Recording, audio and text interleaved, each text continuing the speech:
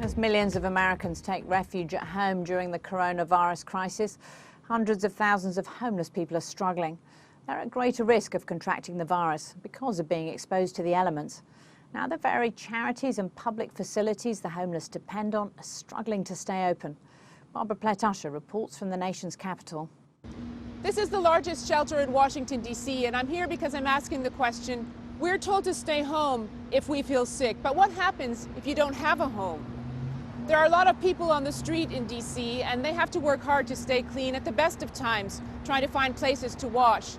That's getting more important now with the disease, of course, but also more difficult with public facilities shutting down.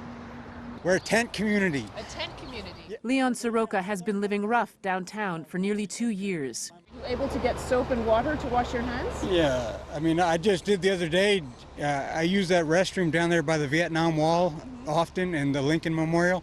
And lately I've been trying to abide with, they got little signs there that says 20 seconds and all that, so I've been trying to do it. Right. Do you find there are less places to go now? Yeah, I mean, sure. I mean, thank God it's spring. They're trying to do what they can at places that feed the homeless. Churches have had to close their doors, but some of them have moved their meals outside, trying to balance the need with the risk. They've had to cut their hours and their services. I'm very concerned for our guests. I think they are going to be disproportionately impacted by this virus. Many of our guests have chronic health conditions that, make it even more, not possible they'll get the virus, but if they get it, that it could be deadly. It's a scary new world for everyone, but the homeless are particularly vulnerable. We are being told to stock up on food and prepare to isolate ourselves for weeks at a time. But they not only don't have a home to go to, they live meal to meal. This situation is especially challenging for big shelters. Normally, they close during the day. Now they're staying open for 24 hours. They're taking steps to disinfect things as much as possible, and they're doing a certain amount of screening of people as they come in. In one shelter, they're even taking people's temperatures. But they're not set up to deal with pandemics, and doctors have been working hard to prevent the disease from taking hold.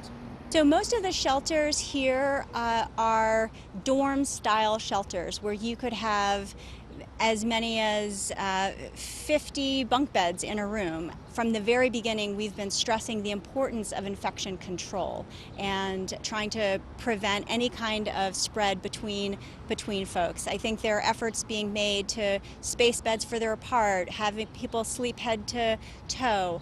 I'm told that no homeless people in D.C. have tested positive for the coronavirus, although only a handful of them have been tested. The city is looking for places to quarantine any of those who do come down with the disease, but it's a stressful time and no one knows what to expect. Barbara Plett-Usher, BBC News, Washington.